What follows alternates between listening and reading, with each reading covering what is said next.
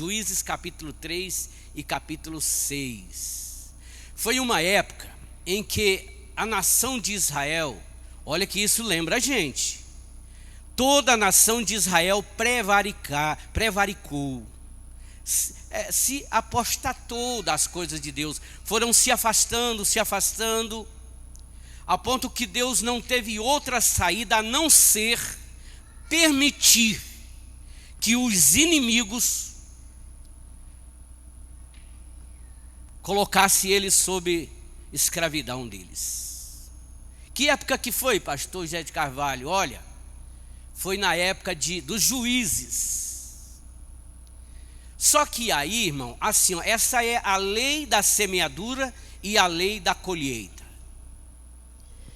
Como eles semearam coisas ruins, então eles colheram coisas ruins. Ficaram um tempão sendo escravos daquela gente, eram os moabitas e os filisteus. Mas aí eles clamaram ao Senhor, se arrependeram. E é aqui que é a parte importante, que eu acho que é importante no culto da vitória, irmão. Aqui quem vem aqui não são os heróis, são pessoas que precisam mesmo de ouvir a palavra, precisa de Deus, precisa de entender, precisa de saber o tamanho do Senhor que a gente serve.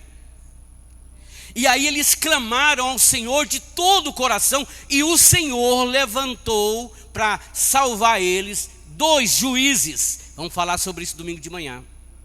Um juiz se chamava Eude e o outro se chamava Sangar. Por que eu falei que é uma história esquisita? Porque o Eude, ele venceu usando uma estratégia que jamais alguém poderia imaginar. Ele escondeu a ferramenta para vencer o principal inimigo, que era o rei de Moabe naquela época. Ele se chamava Eglon. E no momento assim de surpresa, ele atacou e venceu aquele rei. E aí ele se animou e ele foi lá para as montanhas, tocou as trombetas, guitou o povo, falou: olha, é hora da gente ir para a batalha. E pode acreditar, venceram os moabitas. Diga glória a Deus. E a mesma história fala de Sangar. Sangar foi mais esquisito ainda, irmão, porque eu lembro quando eu era bem jovem, o meu cunhado tinha carro de boi, e a gente fazia muito carreto de mantimento. E eu não era o carreiro, eu era o candeeiro, irmão Adair. Eu era só aquele que ia na frente ali. A ferramenta que eu usava não era igual a do carreiro, porque a ferramenta que eu usava era uma vara de madeira mesmo, normal, só para abrir estrada e tal. Mas o carreiro, ele usava uma vara normal e colocava um ferrão na ponta dela. Por isso que eu falei que é esquisita a história. Porque se algum boi tretasse, como dizia eles, aí ferrão nele. O que acontece, irmão? Esse juiz chamado Sangar, revestido com o Espírito do Senhor, ele conseguiu destruir, vencer 600 filisteus com uma vara de ferrão.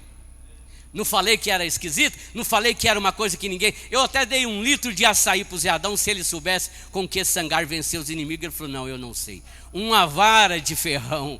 Então, jovens, convida os jovens. Domingo de manhã nós vamos estudar essa lição e vamos aprender que o Senhor Jesus, e agora estou falando do Eudes, ele usou a mesma estratégia que o Eudes usou lá naquele monte aonde ele foi tentado pelo diabo. Por quê?